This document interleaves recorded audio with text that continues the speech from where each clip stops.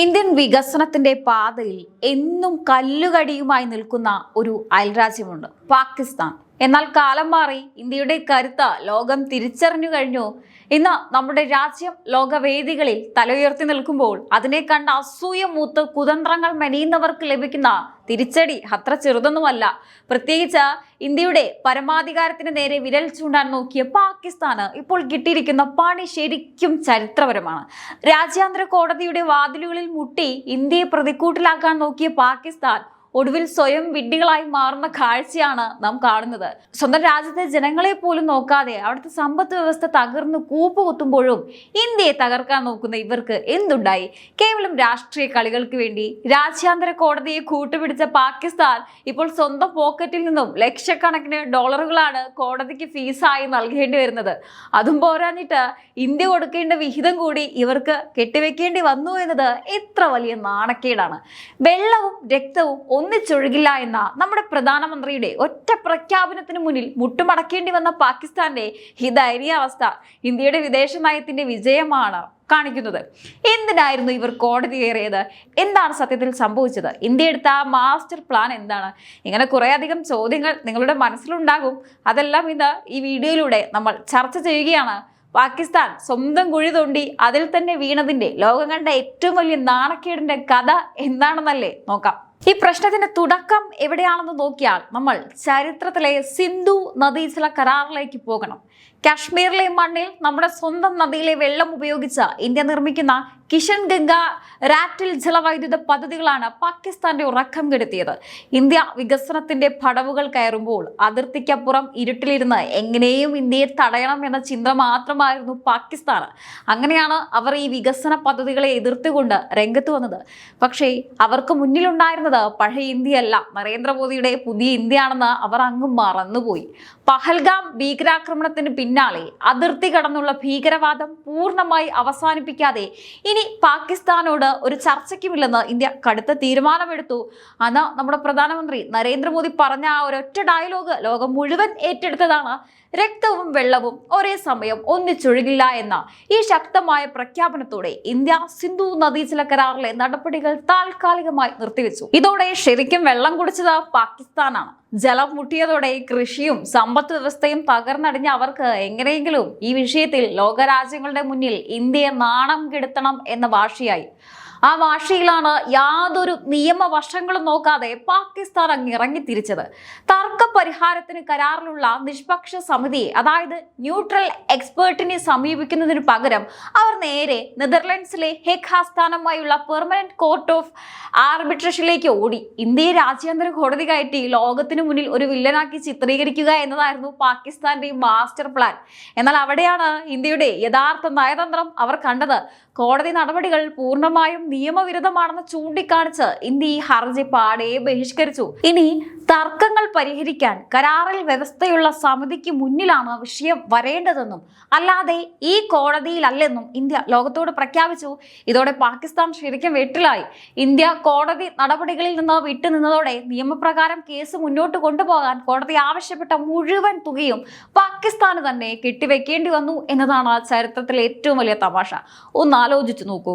India വിട്ടുനിന്നതോടെ case കൊണ്ട് ഒരു പ്രയോജനവുമില്ലാതെ വരികയും ഒടുവിൽ ഇന്ത്യ കൊടുക്കേണ്ട കോടതി ഫീസ് കൂടി സ്വന്തം പോക്കറ്റിൽ നിന്ന് കെട്ടിവെച്ച് നാണം കെട്ട് പിന്മാറേണ്ട അവസ്ഥയിലാണ് പാകിസ്ഥാൻ ഇപ്പോൾ ഉള്ളത്. ഏകദേശം 6 ലക്ഷത്തിലധികം $, അതായത് നമ്മുടെ ഇന്ത്യൻ രൂപയിൽ പറഞ്ഞാൽ ഏകദേശം 5 കോടിയിലധികം രൂപയാണ് പാകിസ്ഥാന് ഇതിനോടകം വെള്ളത്തിൽ വരച്ച വര പോലെ നഷ്ടപ്പെട്ടത്. സ്വന്തം രാജ്യത്ത് പട്ടിണി മാറ്റാൻ IMFന്റെയും ലോകരാജ്യങ്ങളുടെയും മുന്നിൽ ഭിക്ഷ യാചിക്കുന്ന പാകിസ്ഥാനാണ് ഇന്ത്യയെ തോൽപ്പിക്കാൻ 5 കോടിയോളം രൂപ കോടതിയിൽ കൊണ്ടുപോയി തുലച്ചത്. എങ്ങനെയുണ്ട് പാകിസ്ഥാന്റെ ബുദ്ധി? ഓരോ തവണ ഇന്ത്യക്കെതിരെ കുതന്ത്രങ്ങളുമായി വരുമ്പോഴും അതിലും വലിയ നാണക്കേടാണ് അവർ ചോദിച്ചു വാങ്ങുന്നത്. ഇന്ത്യയുടെ ദേശീയ സുരക്ഷയ്ക്കും അഭിമാനത്തിനും മുന്നിൽ പാകിസ്ഥാന്റെ ഈ കുതന്ത്രങ്ങൾ ഒരിക്കൽ കൂടി തകർന്നടിയുന്ന കാഴ്ചയാണ് ലോകം ഇപ്പോൾ കാണുന്നത്. ഭീകരതയെ പ്രോത്സാഹിപ്പിക്കുന്നവർക്ക് ഇനി ലോകത്ത് എവിടെയും രക്ഷയില്ലെന്നും ഇന്ത്യയുടെ വികസനത്തെ തടയാൻ നോക്കിയാൽ ഇതുപോലെ ഫീസും കെട്ടിവെച്ച് കരഞ്ഞുകൊണ്ട് മടങ്ങേണ്ടി വരുമെന്ന് മോദി സർക്കാർ അടിവരയിട്ട് തെളിയിച്ചിരിക്കുകയാണ്. പാകിസ്ഥാൻ ഇനിയെങ്കിലും ഈ നാണക്കേടിൽ നിന്ന് എന്തെങ്കിലും പാഠം പഠിക്കുമോ എന്ന് നമുക്ക് കണ്ടറിയാം. എന്തായാലും ഇന്ത്യയെ തൊട്ട് കളിക്കാൻ നിന്നാൽ ഇനിയും ഇതുപോലെ 8ന്റെ പണികൾ പാകിസ്ഥാനെ കാത്തിരിപ്പുണ്ട്, അത് ഉറപ്പാണ്. ഇനി പാകിസ്ഥാൻ ഈ കേസിനെ കുറിച്ച് എന്താണ് ലോകത്തോട് പറയാൻ പോകുന്നത്? തങ്ങൾ ഇന്ത്യയെ തോൽപ്പിക്കാൻ ഇറങ്ങി പുറപ്പെട്ട് ഒടുവിൽ സ്വന്തം കീശയിലെ കാശും കളഞ്ഞ് നാണം കെട്ട് മടങ്ങി ഈ കഥ അവർ എങ്ങനെ ന്യായീകരിക്കും? ഇത് കേവലം ഒരു നദീജല തർക്കത്തിന്റെ മാത്രം കഥയല്ല, മറിച്ച് ഇന്ത്യയുടെ നയതന്ത്ര വിജയം എത്രമാത്രം ശക്തമാണെന്ന് ലോകത്തിന് മനസ്സിലാക്കി കൊടുക്കുന്ന ഒരു ഉദാഹരണം കൂടിയാണ്. ഭീകരതയെ ആയുധമാക്കിയാൽ അതിർത്തിക്കപ്പുറം മറുപടി ഉണ്ടാകുമെന്നും നയതന്ത്രപരമായ കുതന്ത്രങ്ങൾ മെനഞ്ഞാൽ അന്താരാഷ്ട്ര വേദികളിൽ നാണം കെട്ട് മടങ്ങേണ്ടി വരുമെന്ന് ഇന്ത്യ പാകിസ്ഥാന് നൽകുന്ന മുന്നറിയിപ്പ് വളരെ വ്യക്തമാണ്. ഒരു സൈനിക തിരിച്ചടിയേക്കാൾ വലിയ ആഘാതമാണ് ഈ പരാജയം പാകിസ്ഥാന് സമ്മാനിച്ചത്. സൈനികമായ പോരാട്ടത്തിൽ തോൽക്കുമ്പോൾ അതിനെ ഒരു യുദ്ധമായി കാണാം. പക്ഷെ ഇവിടെ അവർ നേരിട്ടത് നയതന്ത്രപരമായ ഒരു വലിയ നാണക്കേടാണ്. ലോകരാജ്യങ്ങൾക്ക് മുന്നിൽ തങ്ങൾ എന്തോ വലിയ സംഭവമാണെന്നും ഇന്ത്യയെ നിയമക്കുരുക്കിൽ പെടുത്താൻ ശേഷിയുണ്ടെന്നും കാണിക്കാൻ ഇറങ്ങി പുറപ്പെട്ട പാകിസ്ഥാന്റെ മുഖത്തേറ്റ കനത്ത പ്രഹരമാണിത്.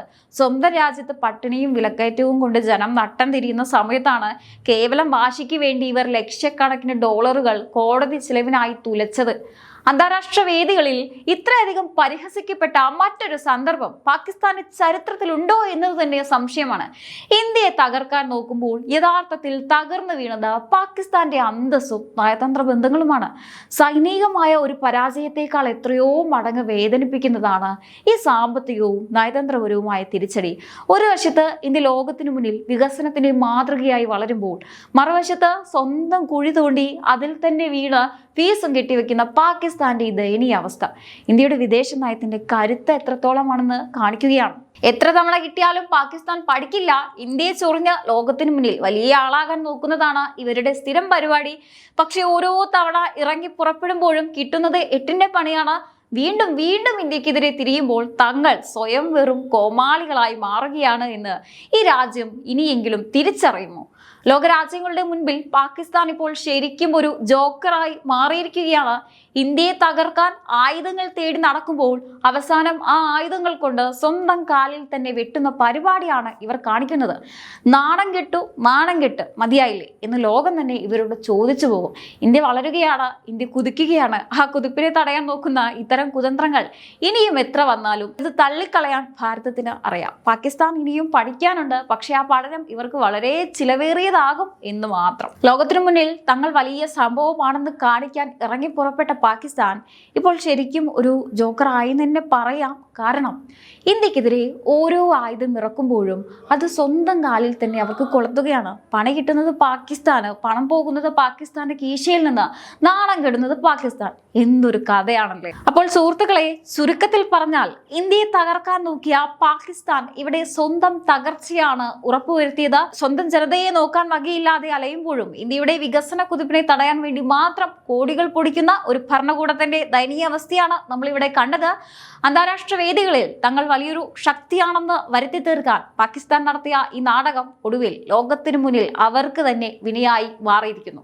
ഇന്ത്യയുടെ ഏത് പദ്ധതി തടയാൻ നോക്കിയാലും വെള്ളവും രക്തവും ഒന്നിച്ചൊഴുകില്ല എന്ന ഇന്ത്യയുടെ നിലപാടിൽ ഒരു ഇഞ്ച് പോലും വിട്ടുപിടിക്കാതെ രാജ്യം അതിന് മറുപടി നൽകും. പാകിസ്ഥാന്റെ ഇത്തരം കുതന്ത്രങ്ങൾ ഇന്ത്യയെ ബാധിക്കില്ലെന്ന് മാത്രമല്ല, മറിച്ച് ഇന്ത്യയുടെ നയതന്ത്രം എത്രത്തോളം കൃത്യമാണെന്നും പാകിസ്ഥാന്റെ വിഡ്ഢിത്തം എത്രത്തോളം ഉണ്ടെന്നും ലോകം മനസ്സിലാക്കാൻ ഇത് കാരണമായി.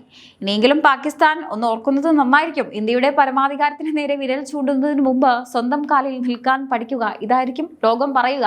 അല്ലെങ്കിൽ ഓരോ തവണയും ഇതേപോലെ ഫീസും കെട്ടിവെച്ച് ലോകത്തിന് മുന്നിൽ നാണം കെട്ട് മടങ്ങേണ്ടി വരും. ഈ വിഷയത്തിലുള്ള നിങ്ങളുടെ അഭിപ്രായങ്ങൾ എന്താണ്? പാകിസ്ഥാന്റെ ഈ തോൽവിയെ നിങ്ങൾ എങ്ങനെ നോക്കിക്കാണുന്നു? തീർച്ചയായിട്ടും നിങ്ങളുടെ അഭിപ്രായങ്ങൾ താഴെ കമന്റ് ബോക്സിൽ രേഖപ്പെടുത്തുക. മറ്റൊരു വിഷയമായി വീണ്ടും കാണാം. നന്ദി.